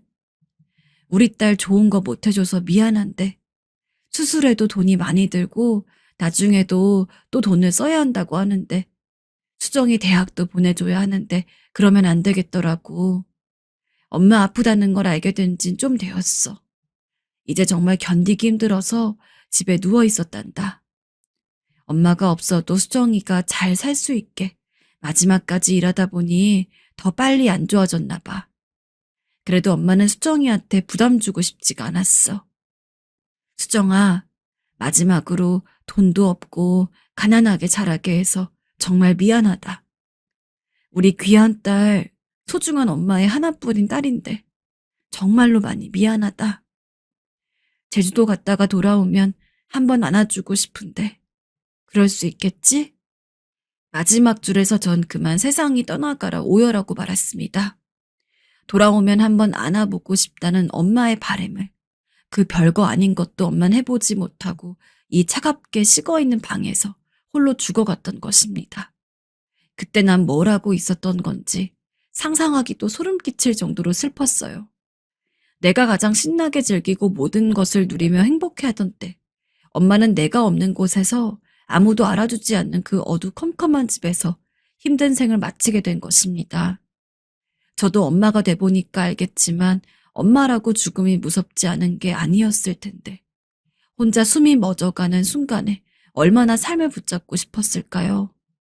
그리고 자식인 내가 얼마나 보고 싶었을까요?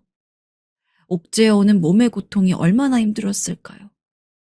나중에 제가 결혼하고 아기를 낳을 때 죽을 것 같은 고통의 순간을 지나면서 어찌나 크게 울었는지 모릅니다.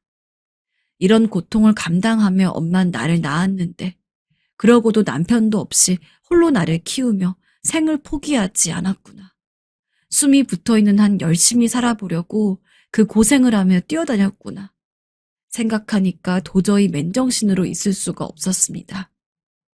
당시 고등학생이었던 어린 딸을 그 집에 두고 혼자 세상을 등져야 하는데 얼마나 발이 안 떨어졌을까요? 아직도 그때 겨우 덮여있던 엄마의 눈꺼풀이 생각납니다. 나와 엄마는 왜 그렇게 가파르고 힘들게 살아야만 했던 것일까요? 엄마는 본인이 이제 마지막이라고 느꼈는지 편지 제일 밑에 혹시 엄마에게 무슨 일 생기면 이쪽 번호로 전화해. 외삼촌이야. 라고 적혀 있었어요. 저는 어쩔 수 없이 외삼촌에게 연락을 했고 얼마 안 되어 곧 처음 보는 얼굴의 외삼촌이 달려와 엄마의 장례를 치러주셨습니다. 먼저 간 엄마를 저처럼 그리워하시면서 외숙모와 함께 제가 자립할 때까지 돌봐주셨습니다. 이렇게 제가 결혼을 할 때까지 데리고 있어 주셨고, 가정을 꾸려서 딸아이를 낳고 남편과 살고 있는 지금까지 친정 가족처럼 신경을 써주시는데요. 이날따라 별거 없는 수학여행 공고문을 보니 가슴이 시리도록 엄마가 보고 싶어지고 온몸이 달달 떨리도록 그리움이 밀려오네요. 저도 자식을 낳아보니 엄마가 나에게 해준 것이 엄마 그 자신을 온전히 다 내어줄 정도로 최선을 다했던 것이란 것을 비로소 알겠습니다. 엄마가 이런 저를 어떻게 보고 계실까요? 홀로 두고 간 딸이 어느덧 40대가 되어 이 또한 엄마가 되어 있는 모습을 말이에요. 그렇게도 본인의 버거운 삶과 자식에 대한 사랑을 몰라주고 번번이 대들던 딸을 엄마는 용서해 주실 수 있으실까요? 너무나 감정이 복받쳐 오르고 꿈에라도 엄마를 만나서 꽉 안고 울어보고 싶습니다. 이제 와서 후회해 본들 무슨 소용이 있을까 싶지만 후회라도 하지 않으면 전 견딜 수 없을 것 같습니다. 남들이 볼 때는 별거 아닌 50대 부부의 이야기 같을지 모르지만 매일매일 살얼음을 걷듯 위태로운 저의 일상을 어쩌면 좋을까요? 도움 주실 수 있다면 감사하겠습니다. 일단 이야기를 풀어볼게요. 저와 아내는 같은 학교, 같은 동아리 출신이었고 당시 매우 사이가 좋은 편이었어요. 티격태격하면서 시간을 보내오기도 했고 그러다가 한번 아내에게 남자친구가 생기는 것을 보고 저의 마음을 확인하게 되었습니다. 당연하게 여겼던 저와의 아내 사이에 갑자기 동아리 선배가 끼어들어오면서 아내를 채가려는 모습을 보니 견딜 수가 없더군요. 그래서 저는 아내에게 급히 고백을 했고 당시 얼마나 떨리는 마음으로 모든 걸 걸고 대답을 기다렸는지 모릅니다. 이런 제 마음을 아는 건지 모르는 건지 멍한 표정으로 서 있던 아내는 제 마음을 뒤흔드는 대답을 했습니다. 영훈아, 넌 왜 그렇게 맨날 늦는 거야? 이 말을 들었을 때는 정말 하늘이 무너지는 것 같았습니다. 이미 늦어버렸구나 싶어서 모든 게 다 원망스럽게 느껴지던 순간 아내가 이어서 한 말 때문에 전 그 자리에 굳어버렸어요. 나도 기다리고 있었어. 선배에겐 잘 말해서 거절했어. 내가 만나기라도 했으면 어쩌려고 그랬어? 꿈인지 생시인지 얼얼해하고 있는데 내용을 들어보니 아내는 저보다 훨씬 더 먼저 저를 좋아했다고 하더군요. 우리들은 그렇게 연인이 되어 함께 행복한 시간을 보냈고 졸업 후 각자 직장도 달라지긴 했지만 만남은 쭉 이어졌어요. 동갑내기였던 우리는 정말 당연한 흐름으로 결혼을 하게 되었어요. 여자라고는 남자라고는 서로밖에 만나본 적이 없던 우리였기에 어쩌면 너무 성급하다고 생각할 수도 있지만요. 만난 시간도 길었고 다른 이성을 생각할 틈도 없는 새에 순식간에 결혼을 하게 되었어요. 초반에는 둘이서 함께 걸어서 밤새도록 쇼핑을 하고 맛있는 것도 먹고 놀러 다녔었고 좋은 시간들을 나름 보냈던 것 같아요. 그러나 연애를 하던 우리 둘 사이에 실제 생활이 들어오니 자주 부딪히게 되더군요. 쓰레기를 누가 버리며 음식을 먹었으면 즉각 치울 것이며 설거지는 누가 할 것인가 등으로 열전을 펼치다 보니 동갑인 우리는 번번이 싸우게 되었어요. 너무 좋아해서 결혼을 해야겠다는 마음으로 같이 살게 되었지만 막상 책임질 일들이 이렇게 많다는 것을 알게 되니 하나하나 신경에 거슬리고 곱게 보이지 않았어요.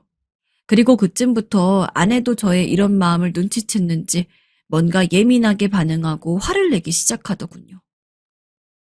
너 요즘 왜 자꾸 늦게 들어와? 내가 뭘? 늦게 끝났으니까 늦게 들어왔지. 재현 씨 말 들어보니까 요즘 회사 분위기 안 좋아서 회식도 안 한다며. 어딜 갔다 오는 거야? 계속 퇴근하고 닥달에 대는 아내를 보니 점점 더 집에 들어가기가 싫어졌어요. 우리 둘 사이가 하도 소원해지는 것 같아서 그런지 어느 날인가부터 아내가 제가 늦어도 묻지 않고 말없이 상을 제대로 차려놓고 기다리고 있더군요. 이제서 좀 집 분위기가 달라지고 결혼한 느낌이 나서 저도 조금은 맞춰주기로 했습니다. 딱히 아내가 더 좋아지고 그런 건 아니었지만 저도 사람인지라 저쪽에서 노력을 하는 것 같으니 더 이상 딴지를 걸거나 할 수는 없었으니까요. 그럭저럭 의미가 크게 느껴지지 않는 날들을 보내고 있던 새에 아내가 갑자기 생각지도 못한 제안을 했어요. 그 말을 듣자마자 이상하게 아내를 피하고 싶더군요. 우리 이제 슬슬 아기 가져야 하지 않아? 아기를 갖자고? 이렇게 말하고도 스스로 놀랐어요. 사실 결혼을 한 부부가 아이를 가지는 것은 이상한 일이 아니었어요. 그런데 왠지 그 말을 듣고서 머릿속이 복잡해지는 것이었어요. 넌 남자치고 젊은 나이라고 할 수도 있지만 난 아니잖아. 아기가 우리 마음대로 생기는 것도 아니고. 이러다가 안 생기면 나중에 갖고 싶어도 못 갖는단 말이야. 아내 말이 맞다고 생각하긴 했으나 이상하게 생각만큼 쉽게 아기가 들어서지 않았어요. 그러면서 아내는 병원에 다니면서 같이 검사도 해보자는데 이런 상황들이 점점 버겁고 다 싫어지더군요. 계속 다람쥐 쳇바퀴 돌듯 우리는 같은 이야기를 하며 싸우게 되었고 전 이런 흐름이 견딜 수 없어 일부러 회사에서 약속을 잡고 집에는 더 안 들어가게 되었어요. 그러던 와중에 맨날 눈앞에서 저만 보면 으르렁거리던 아내와 달리 같은 팀에 있는 다른 여직원은 이런 이야기를 너무나 잘 들어주는 것이었어요. 이 대리님도 힘들겠어요. 매번 그렇게 부인분이 보채시면 안 힘들 남자가 어딨어요. 저보다 3살 아래의 여직원이었는데 어쩌면 그렇게 제 입장을 잘 알아주고 마음을 달래주는지 정말 너무 고맙기 그지없더군요. 마음의 오아시스 마냥 진정한 휴식처가 되어주는 이 여직원을 보니 저도 모르게 점점 호감이 생겼던 것 같아요. 아무래도 계속 의식을 하게 되고 이런 빈틈이 점점 보이기 시작했는지 지영 씨는 점점 제 일상 안으로 스며들어오기 시작했어요.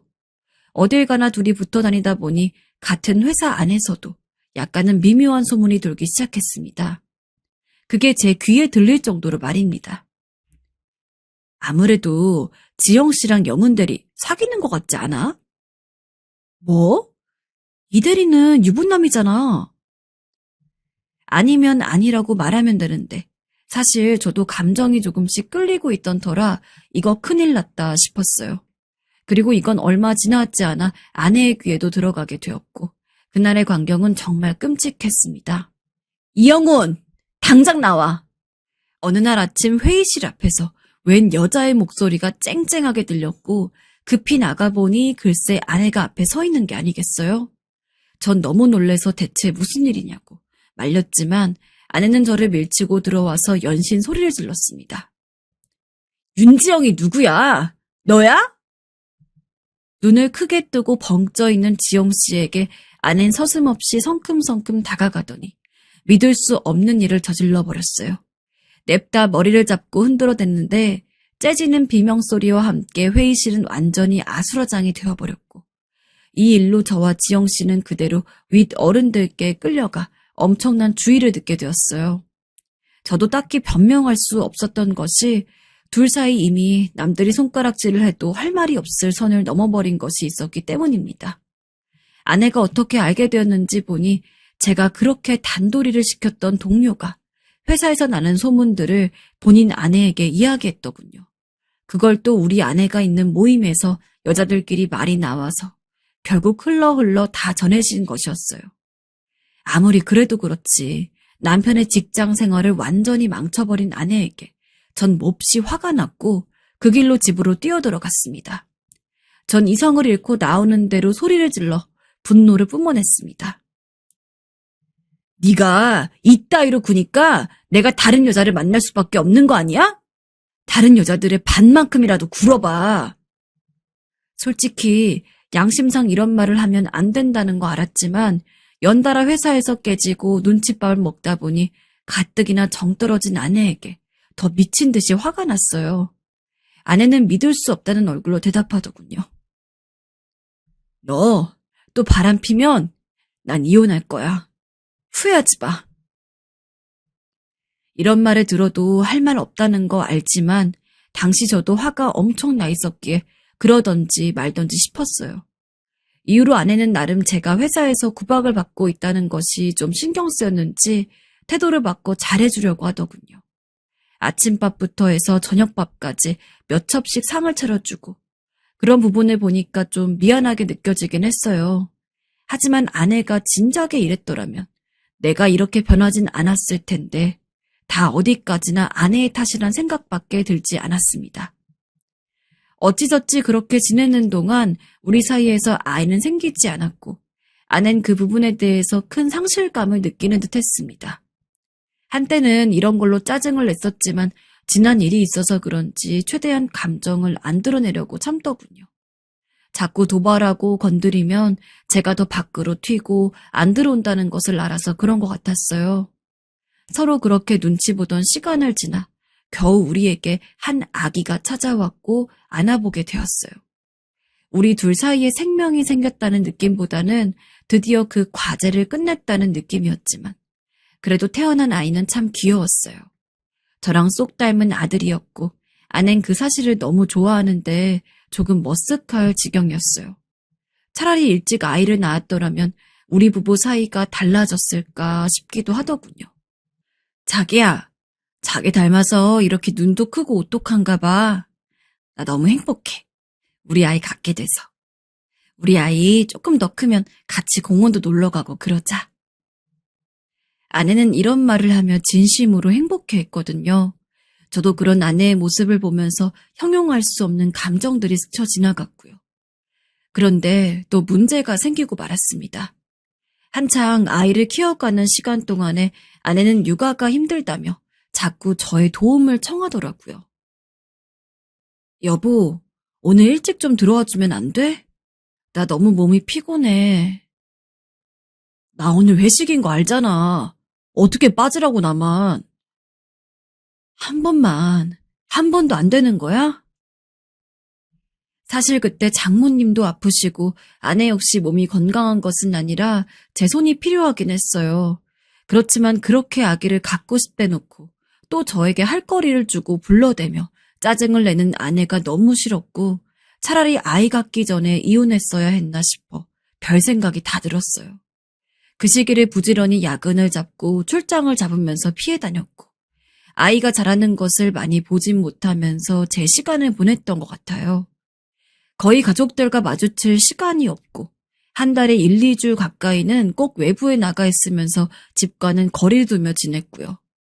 아내는 어느샌가부터 저에게 별도의 부탁도 하지 않게 되었고 전 그저 돈만 갖다 주는 사람으로 아내는 우리 집 지키고 아이를 키우고 경조사를 챙기는 역할 정도로 서로의 기능을 다 하게 되었고요. 마치 부부라기보단 그냥 역할을 해내는 존재 정도로 살았던 것 같아요. 또 아들은 가끔 볼 때마다 부쩍 자라고 나름 귀여워해주고 싶었지만 제 엄마밖에 모르더군요. 돈을 그렇게 갖다 줬는데 늘상 불만인 자기 엄마 닮아 똑같다 싶었고 더 이상 가족에 묶여있기 싫었어요. 그리고 당시 저는 쌓인 스트레스를 풀기 위해 자주 지인들과 왔다 갔다 하던 바에서 한 여자를 만나게 되었는데 주말엔 거의 그 여자의 집에 가 있었어요. 그 여자랑 있으면 뭐랄까 편했어요. 또 둘 사이에 문제는 아무것도 없었고 그 여자는 이혼한 몸이었기에 서로 집착할 거 없이 편안한 관계였다고 생각했어요. 아내도 더 이상 제 생활에 간섭하지 않았는데 가끔은 저에게 전화를 하곤 했어요. 여보, 어디야? 나와 있어. 왜? 주말인데 와서 제발 아이랑 밥 좀 먹자. 아이가 보고 싶어해, 아빠. 아, 지금 바빠. 알았어. 좀 이따 들어갈게. 일단 끊어. 하지만 아내의 애절한 부탁, 그런 것들은 이미 흘려들은 지 오래였고요. 근데 여자들이란 참 이상한 것이 왜 그렇게 영역 표시를 하고 싶어 하는 것일까요? 가만히 있었다면 아내가 저희 외도를 알게 될 일은 없었어요. 사실 여자를 탓할 일이 아니죠. 제 잘못입니다. 당시 만났던 여자가 제 핸드폰을 통해서 아내의 연락처를 알아내고 넌지시 알려버린 것입니다. 아내가 저에게 전화를 해서 고래고래 소리를 질러대는데 그때는 정말 극심한 위기감을 느꼈습니다. 내가 도대체 너한테 뭘 그렇게 바랬어? 집에도 안 들어오고 자기 자식도 안 들여보는 주제에 아무런 간섭도 안 하고 있었더니 이제는 여자한테서 연락을 받게 해? 너 그 여자랑 살아. 이혼해!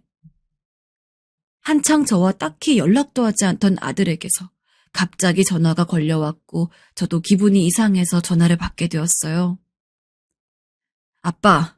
아빠가 진짜 사람이야? 어떻게 엄마한테 그래? 그 아줌마는 뭐 하는 사람이야? 늘 무뚝뚝하게 대꾸는 하고 있지만 그래도 나름 제 핏줄인 아들마저 알고 있다는 게 수치스럽더군요. 저희 친가 쪽은 이미 제가 거의 별거 비슷하게 떨어져 나왔다는 사실을 알고 아무 말도 안 하셨으나 아들에게 들키니 마음이 여간 불편한 게 아니었어요. 그런데 아들의 입에서 나오는 말을 듣고 나서 그간 내 기분대로만 끌려왔던 인생에 있어서 커다란 경고등이 켜졌음을 알게 되었습니다. 아빠는 모르지? 엄마가 아픈 거. 엄마 엄청 아파. 나 학교 갔다 오면 엄마 돌봐주고 있어. 근데 그 아줌마 때문에 맨날 울어. 그게 다 무슨 얘기야? 아들은 정말 진저리가 난다는 듯이 대답을 하는데 왜 저는 이 지경까지 와야 상황의 심각성을 알게 되는 건지. 아니 새삼 이게 왜 충격인지도 모를 만큼 머릿속이 하얗게 변했어요. 엄마 뇌종양이야. 엄마 죽으면 난 아빠랑은 절대 안 살 거야. 귀에 들려오는 말 하나하나가 다 생소하고 처음 듣는 날것의 소리 같았습니다. 아내가 죽는다니요. 그렇게 징글징글하게 집착하고 저를 불러대던 소리가 듣기 싫어서 거의 도망치듯 밖으로 돌긴 했지만 신혼 초부터 썩 몸이 좋지 않고 아이도 늦게 생기긴 했지만 그런 정도로 생각해 본 적은 없었어요. 떠듬떠듬 너무나 오랜만에 집에 가게 되었고 거의 2달 만에 아들과 아내의 얼굴을 마주하게 되었는데요. 아낸 제 얼굴을 보자마자 이전에 제가 취하던 태도를 보이더군요. 왜 온 거야? 그 여자가 가라고 했니? 당장 옷 챙겨서 나가버려. 너 아파? 그러자 아내는 코웃음을 치며 저를 노려보더군요. 그게 왜? 그게 너랑 무슨 상관이야? 꼴도 보기 싫으니까 나가. 저도 왜 그랬는지 모르겠지만 바로 그대로 곧장 걸어 들어가서 아내를 덥석 안았어요. 그렇게 안아본 게 얼마만인지 모를 정도로 아내를 안는 저의 모습은 몹시 어색했고 아내 역시 오래 버텨주지 않았어요. 미쳤어? 저리 가! 얼굴을 자세히 보니 아내의 얼굴은 많이 지쳐 보였고 피로감이 가득했으며 전보다 훨씬 살이 많이 빠져있다는 것을 체감하게 되었어요. 옆에서 아들이 말을 하는데 저도 모르게 눈을 질끔 감게 되었습니다. 엄마 못 산대. 이거 다 아빠 때문이야. 얘 좀 봐. 조용히 해. 아빠 때문 맞잖아. 엄마 이렇게 아픈데 맨날 혼자서 나 챙기고. 아빠는 밖에서 바람이나 피고 다니고. 나 아빠가 싫어. 엄마 죽으면 아빠 때문이야. 아들은 그대로 벽을 치면서 오열하기 시작했고 아내는 이내 힘없이 의자에 기대어 그대로 스르륵 주저앉았으며 전 이 모든 상황을 온몸이 차갑도록 다 받아들이는 수밖에 없었어요. 다음날 정신을 차리고 다시 한번 아들을 붙잡고 자세히 물었으나 아들이 그냥 제가 증오스러워서 한 말이 아닌 사실 그 자체였더군요. 전 무슨 생각을 어떻게 하면 좋을지 몰랐어요. 아내와의 좋았던 감정은 아주 먼 옛날 희미하게 기억날 정도이며 결혼 생활 수십 년간은 정말 의무적인 파트너였을 뿐 그 이상도 그 이하도 아니었습니다. 하지만 아내는 저에게 있어서 너무나 당연한 집안의 한 가구 같은 존재였고 실제로 너무 질려서 멀어지고 싶었으나 그래도 완전히 없으면 안 되는 존재이기도 했어요. 그게 사랑이었다고 말할 순 없겠지만 완전히 사랑이 아니라고만 말할 수도 있는 것인지 잘 모르겠더군요. 어쨌든 제가 생각하는 것은 그저 아내가 죽지 않았으면 좋겠다는 것뿐이었어요. 그냥 이렇게 계속 그 자리에 있으면서 흔들림 없는 모습으로 있기를 바랬는데 그런 바람을 갖는 자체가 죄라며 여기저기서 얻어맞는 듯한 느낌이었습니다. 싫다며 억지를 쓰는 아내를 데리고 가서 병원에서 다시 의견을 자세히 들었어요. 내 귀로 정확히 듣지 않고는 상황을 받아들이기 힘들었기 때문입니다. 그러나 의사가 전달한 내용은 한층 더 체감 온도가 떨어진 냉정한 이야기였으며 이미 한계는 보여지고 그 사이 견디는 동안도 매우 괴로운 싸움이 될 거라는 것이었어요.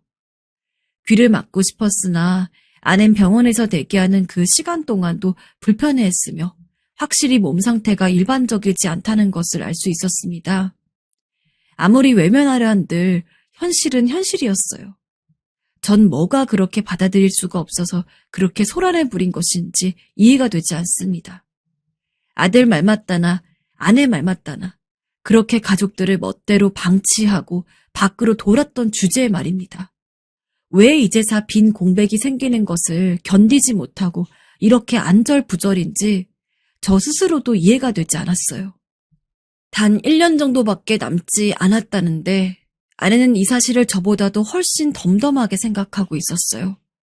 뒤이은 아내의 말에 저는 그 큰 병동 안에서 소리내어 울어버렸습니다. 나는 차라리 이렇게 되길 바랬어. 네가 나를 혼자 두고 밖으로 돌던 날들부터. 나 말고 다른 여자들이랑 놀아나던 때부터 말이야. 이미 나는 그때 죽은 거나 마찬가지였어. 그래도 내가 바보지. 널 닮은 아이를 하나 꼭 갖고 싶어서 그렇게 무리를 했고 아이를 낳고 나니 죽고 싶어도 죽을 수가 없더라. 이제 민우도 어느 정도 컸고 내가 없어도 너나 민우나 잘 살 거 아니야. 너무 그렇게 주접 떨지 마. 난 더 이상 네 꼴 안 봐도 돼서 좋으니까. 바람이, 불륜이 얼마나 상대를 괴롭히고 미치게 한다는 것은 이론적으로 알고 있었으나 그걸 내가 타인에게 준 상처로서 스스로 절감하게 될 때는 숨쉬는 자체가 지옥이더군요. 왜 당시에는 몰랐던 걸까요? 나는 잠깐 기분 전환을 하고 싶을 뿐이었지만 아내는 이미 그때부터 죽음을 상상하고 있었다니. 둘이 나란히 한 집에 있으면서도 아내가 어떤 생각으로 그 집에 있는지 알려고 하지 않았습니다. 저는 그 길로 회사에 말을 하고 휴직을 하게 되었어요. 이후로 매일 집에 있으면서 사실 둘이서 뭘 어떻게 하면 좋을지 모르는 날들을 며칠 보냈어요. 아들도 제 엄마 생각에 보통 정신이 아니었고 저만 보면 투명인간 대하듯 지나치더군요. 아내와 어떻게든 시간을 보내기 위해 몇 번이나 노력을 했으나 이제 와서 무슨 짓이냐며 틈을 내주지 않았어요. 그냥 저도 마냥 한 집에 있으면서 아내가 대응해 주기를 기다리는 수밖에 없었습니다. 아내도 제가 미웠으니 그대로 외면하고 싶었겠으나 상황이 점점 나빠지다 보니 어쩔 수 없이 제 손을 빌리게 되었습니다. 그렇게 함께 병원을 다니던 날 몸이 너무 힘들어서 아내도 조금씩은 저랑 대화를 하게 되었고 제가 차려주는 허접한 밥에 조금씩 손을 대기 시작했습니다. 찌개도 끓일 줄 알았어? 조금 해봤어. 어때? 맛있어? 그 여자한테도 해줬나 보네? 나 짜증나서 안 먹을래. 그런 상황도 아니었고 나름 연습한 건데 처음 끓여본 건데 아내가 던지는 말에 일순간 기분은 상했으나 입을 꾹 다물고 아내의 반응을 그저 받아주는 수밖에 없었어요. 그런 말을 할 법도 하고 아픈 사람을 상대로 가타부타 말할 수도 없으니까요. 결국 저 혼자 기다리고 있으려니 아내는 다시 일어나서 오더니 엉엉 울더군요. 너한테 그런 구질구질한 모습 보이기 싫었는데 왜 이제야 나한테 이런 걸 해주는 거야? 내가 진짜 널 필요로 할 때는 안 오고 왜 내가 죽을 때가 되니까 와서 이러는 건데. 아내는 못 견디고 그릇을 다 뒤엎어버리고 옆에 있는 것들을 집어던지며 오열했고 전 아내의 그런 모습에 울음을 삼키며 그대로 꽉 끌어안고 멍청이 서 있었습니다. 넌 진짜 나빴어. 왜 이제야 온 거야? 왜 나를 그렇게 혼자 두고. 잔뜩 마른 몸을 하고 주먹으로 저를 밀치는데 힘이 거의 느껴지지 않아서 그마저도 슬펐고 아내의 우는 얼굴이 더 제 가슴을 미친 듯이 아프게 찔러왔습니다. 그렇게 아내와 지내는 6개월 정도의 시간은 저에게 울컥하며 화를 내는 것이 반, 저에게 사소한 이야기를 문득 하게 되는 것이 반, 그 채로 흘러가게 되었어요. 이런저런 증상들로 인해서 옴짝달싹 못하고 괴로워하는 아내를 볼 때마다 차라리 내가 가는 게 낫겠다 싶을 정도로 못 견디겠더군요. 병원에 갈 때마다 어느 정도 준비는 하고 가지만 의사의 날 것 그 자체의 이야기를 듣고 있으려니 그때마다 전 토할 것 같은 고통을 느꼈습니다. 나름 유명한 의사를 수소문해서 수술을 했음에도 불구하고 예후가 좋지 않았고 점점 절망 속으로 치닫게 되더군요. 그러면서도 몇 번이나 마음속에서 올라오는 소리가 있었는데 앞으로 2년, 3년 산다고 해서 뭐가 달라질까? 기한이 늘어난다고 하면 아내는 행복할까? 하는 것이었어요. 저보다 더 힘들게 죽음과 삶의 선상에 맨 얼굴로 서 있는 아내의 심정을 상상조차 할 수 없었고 그저 하루하루 조금이라도 아내가 편안하길 바라는 수밖에 없었어요. 그러던 중 제가 말을 꺼내서 아들과 함께 셋이 전주로 여행을 다녀오게 되었는데 전주는 아내와 연애 때도 자주 갔던 곳이기에 제안을 한 것이었어요. 아들은 여러 가지 걱정이 많았지만 저도 나름 많이 알아보고 챙겨서 움직이게 되었고 아내도 조금 힘들어하긴 했지만 와서 연신 좋다며 행복해하더군요. 한옥마을 너무 예쁘다. 이 앞에 이런 가게도 생겼구나. 그러면서 아들이 알아본 맛집도 가고 사진도 많이 찍고 하면서 하루를 바쁘게 보내고 예약해둔 게스트하우스로 다시 돌아왔어요. 그렇게 아들은 다른 방에서 일찍 자고 저와 아내는 한창을 이야기를 나눴는데요. 그러던 중에도 아내가 갑자기 뭔가 북받치는 듯한 얼굴로 저를 보더니 다시 우는 것이 아니겠어요? 너무나 변화무쌍한 모습에 놀랬지만 어쩌면 이조차도 아낸 많이 참고 있는 것이 아닐까 싶을 정도로 가슴이 아팠습니다. 엄청난 통곡에 아들이 깰까봐 놀라서 아내를 달랬으나 아내는 아랑곳 않고 눈물, 콧물에 거의 토하듯이 울어댔고 아내가 내뱉는 말들에 저는 완전히 무너지고 말았습니다. 있잖아. 사실은 나 죽기 싫어. 죽는 거 무서워. 어떻게? 나 안 죽으면 안 돼? 이게 다 너 때문이야. 너가 이 집에 다시 오기 전까지 난 죽어도 어쩔 수 없다고 생각했어. 넌 진짜 나빠. 내가 죽고 싶게 만들어 놓고 왜 진짜 가게 되니까 또 나타나서 이렇게 잘해주는 거야? 왜? 아내의 말은 한마디도 틀린 게 없었습니다.